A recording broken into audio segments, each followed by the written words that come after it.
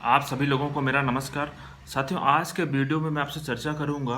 कि तलाक के बाद कितने दिनों के अंदर कोई भी व्यक्ति दूसरी शादी कर सकता है। साथियों, हमारे हिंदू विवाह अधिनियम में धारा 15 में बताया गया है कि कोई भी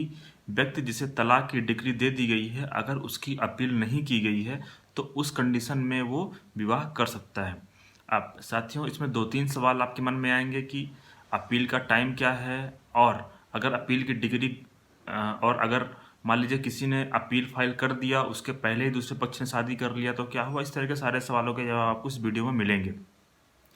साथियों साथियों आजकल मैं देख रहा हूँ कि हमारे यहाँ पे मैट्रिमोनियल केस की संख्या काफ़ी तेज़ी से बढ़ रही है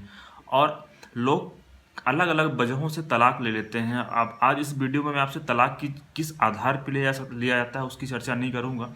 लेकिन साथियों कई बार जब कोर्ट में जब डिवोर्स के लिए केस फाइल किया जाता है तो कुछ लोग डिवोर्स के लिए केस इसलिए फाइल करना चाहते हैं क्योंकि वो किसी दूसरे व्यक्ति से विवाह करना चाहते हैं। अब साथियों, जहाँ पे कोई भी व्यक्ति कोर्ट में डिवोर्स के लिए केस फाइल करता है, वहाँ पे उसके पास दो विकल्प होते हैं, दो तरह से केस फाइल कर सकता है। या तो वो म्यूचुअल डिवोर्स के माध्यम से केस फाइल कर सकता है या तो कंटेस्टेड डिवोर्स के माध्यम से केस फाइल कर सकता है। तो साथियों, जहाँ पे कोई भी व्यक्ति म्यूचुअल डिवोर्स ले रहा है, दोनों पक्ष एक दूसरे से सहमत हैं और उसके बाद हिंदू विवाह अधिनियम के धारा 13B के अंतर्गत केस फाइल किया जा रहा है कोर्ट में, वहाँ पे जब कोर्ट उनको डिवोर्स की डिग्री ग्रांट करता है तो उस कंडीशन में वो दोनों एक दूसरे के खिलाफ अपील नहीं कर सकते हैं। तो साथियों, इस प्रकार से आप समझ जाइए कि जहाँ पे म्यूचुअल डिवोर्स है, जहाँ दोनों लोगों ने आपसी सहमत से तलाक लिया है, तो वहाँ पे उन्हें जैसे ही तलाक की डिग्री मिलती है उसके बाद वो चाहे तो अगले दिन ही शादी कर सकते हैं। उसमें कोई भी बंधन या फिर कोई कानूनी रुकावट नहीं आएगी उनके रास्ते में कि वो दूसरी शादी कर रहे हैं। लेकिन साथियों, जो दूसरा जो हमने दो तरीका है इसका शादी डिवोर्स लेने का, कि जहाँ पे दोनों पक्ष एक दूसरे पर आरोप प्रत्यारोप लगा रहे हैं और उसके बाद कोर्ट उसमें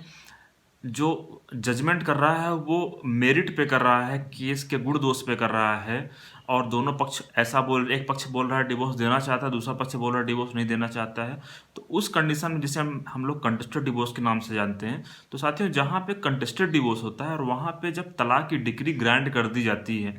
तो दूसरे जो अपोजिट पक्ष है, जो एग्रीव है, तो उसके पास 90 दिनों का समय होता है कि वो उसकी अपील फाइल कर सकता है।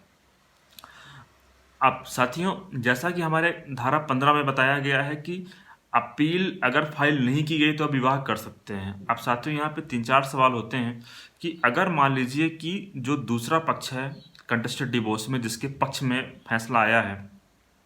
वो डिवोर्स की डिग्री जैसे ग्रांट होती है उसके 5 दिन बाद ही शादी कर लेता है,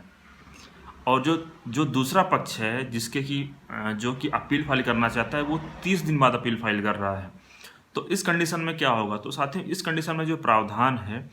कि अगर मान लीजिए कि जब दूसरा पक्ष जब कोर्ट में जब उसने हाई कोर्ट में अपील फाइल किया और अपील उसकी एडमिट हो गई, अपील एडमिट होने के बाद जब उसमें हाई कोर्ट ने जब उसमें फैसला दिया, तो अगर हाई कोर्ट का जो फैसला है वो कुछ इस प्रकार से है कि जो तलाक की डिग्री लोअर कोर्ट ने दिया है उसे उसने उसमें उसको उसने सेट असाइड नहीं किया है, उसको उसने निरस्त नहीं किया, मतलब कि डिग्री को यथावत रखा है। तो उस कंडीशन में जो विवाह कर लिया था पहले पक्ष ने, तो उसका विवाह वैलिड रहेगा। लेकिन साथियों, जहाँ पे जब मामला पहुंचा हाई कोर्ट और हाई कोर्ट ने लोअर कोर्ट की डिग्री को सेट असाइड कर दिया, उसको निरस्त कर दिया, मीन्स की जो लोअर कोर्ट का फैसला है उसको बदल दिया, तो उस कंडीशन में यहाँ पे जो पहले पक्ष ने विवाह कर लिया था वो विवाह शून्य घोषित हो जाएगा। तो इस प्रकार से ये अलग अलग प्रावधान हैं साथियों कि कब कौन व्यक्ति किस प्रकार से विवाह कर सकता है। अब इसके अलावा साथियों, इसमें कुछ फैक्ट और भी, कुछ सवाल आप लोग और भी पूछते हैं कि अगर किसी व्यक्ति ने हिंदू धर्म के अलावा किसी दूसरे धर्म से शादी किया है तो क्या उस कंडीशन में जो तलाक होगा। तो साथियों, उसके लिए जो प्रावधान है वो स्पेशल मैरिज एक्ट में बताए गए हैं, हिंदू मैरिज एक्ट में नहीं बताए गए हैं। आज मैं आपसे हिंदू मैरिज एक्ट की चर्चा कर रहा हूँ। तो इसमें मुख्यतः हमने जो आपको बातें बताई हैं कि आप इतने टाइम में ही आप यहाँ पे केस फाइल कर सकते हैं और उसके बाद आपको जब डिग्री ग्रांट की जाएगी तो उसके बाद आप